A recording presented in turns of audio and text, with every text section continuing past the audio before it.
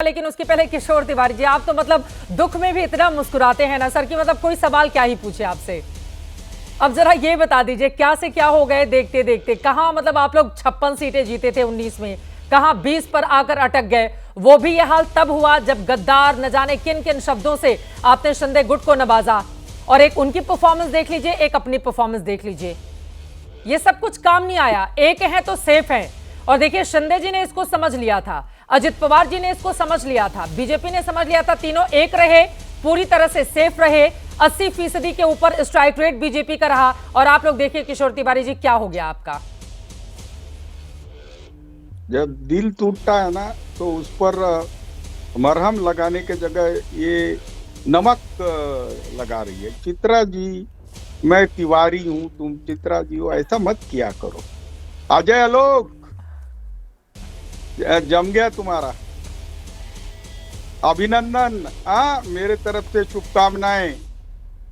मैं बोलता हूं अडानी अंबानी और महायुति एक है तो महाराष्ट्र की लूट है। चलिए चलिए, आज आप जीते हैं और आपको ईवीएम मैनेजमेंट कमेटी ने पहले ही 135 बता दिया था, तो आपने बोल दिया था।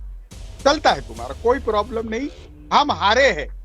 और मैंने तो झारखंड भी बोला था नहीं जीत पाए। अरे रुको ना यार, अरे जब चुन के आते हैं तो विनम्रता भी आनी चाहिए। तो एक बात बताता हूं मैं कि हमने रूम में लगा लिया है गाना, हम होंगे कामयाब, हम होंगे कामयाब एक दिन। मैं बता रहा हूं आलोक जी, ये गलत किया तुमने। कांग्रेस के कई नेताओं ने मुख्यमंत्री बनने का ड्रेस सी लिया था, उसके पूरे पैसे बेकार गए। पृथ्वीराज चौहान चुनाव हार गए, बाला साहेब थोरात हार गए, नाना पटोले 100 वोट से जीते। ऐसा क्यों करते हो? अभी मैंने जो सीए थे वो तो मेरे रिश्तेदार की शादी में काम आ जाएंगे।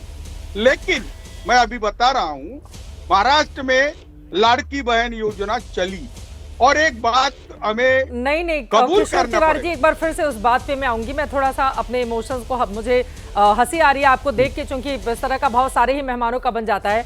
आपने कहा कि आपने नए कपड़े सिलवा लिए थे ताकि उद्धव गुट की जब सरकार बनती तो फिर आप लोग शपथ ग्रहण में जाते। इसी तरह से कांग्रेस पार्टी के बड़े बड़े नेताओं ने भी सिलवा लिए थे, लेकिन अब सबके पैसे बर्बाद हो गए। और किशोर तिवारी जी अब वो नए वाले कपड़े पहनकर शादी में जाएंगे, आप ये कहना चाह रहे हैं? नहीं, ये देखो फिर से मरहम लगाने के जगह पर मिर्ची लगाने लगी अब नमक के जगह। मैं बता रहा हूँ ना, एकनाथ शिंदे भी मेरे दोस्त है, अच्छी बात है ना। और मैं अभी बता रहा हूं तुमको, ये पूरे रिजल्ट है ना अकालनीय रहे। हमें तो समझा ही नहीं। देखा नहीं क्या आपने? संजय राउत बोल रहे कि हमको बिल्कुल समझा नहीं। तो एकनाथ शिंदे की चेहरे पर बीजेपी ने चुनाव लड़ा।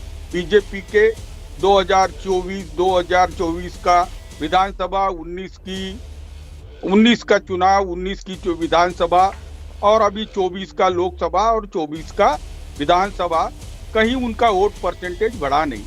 रीजनल पार्टियों का फेस सामने रखकर उन्होंने चुनाव लड़ा और सरप्राइजिंगली अजीत पवार का वोट परसेंटेज 6% से बढ़ गया और 3% अरे पहले अपना तो देख लीजिए, आप कहां से कहां चले गए किशोर तिवारी जी। अजित पवार का क्यों बढ़ा, उनका क्यों बढ़ा? पहले अपना तो देख लीजिए, ऐसे क्यों हो गए आप? क्या कांग्रेस पार्टी के साथ जाना, देखिए एक सेकंड, परजीवी पार्टी कल प्रधानमंत्री और बीजेपी के तमाम नेताओं की ओर से बताया गया कि कांग्रेस पार्टी परजीवी पार्टी है, वो दूसरी पार्टियों पर निर्भर रहती है और अपने तो खुद वो अपना बुरा करती है, दूसरी पार्टियों का भी बुरा कर देती है। तो उद्धव ठाकरे जी को क्या नुकसान हुआ कांग्रेस पार्टी के साथ जाने का? अरे चित्रा जी, मैं पूरा डायलॉग मार रहा था, तो कभी कभी डायलॉग के बीच में बोलने से डायलॉग जरा उसका इम्पैक्ट कम आता है। देखिए, रीजनल पार्टी के साथ बीजेपी गई, रीजनल पार्टी के नेता को सीएम बोल के प्रोजेक्ट किया।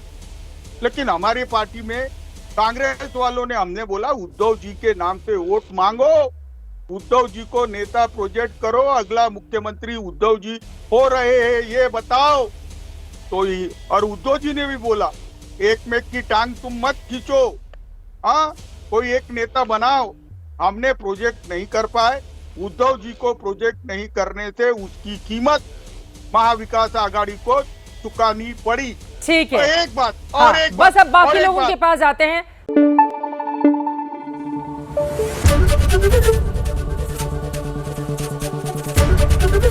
एबीपी न्यूज आपको रखे आगे।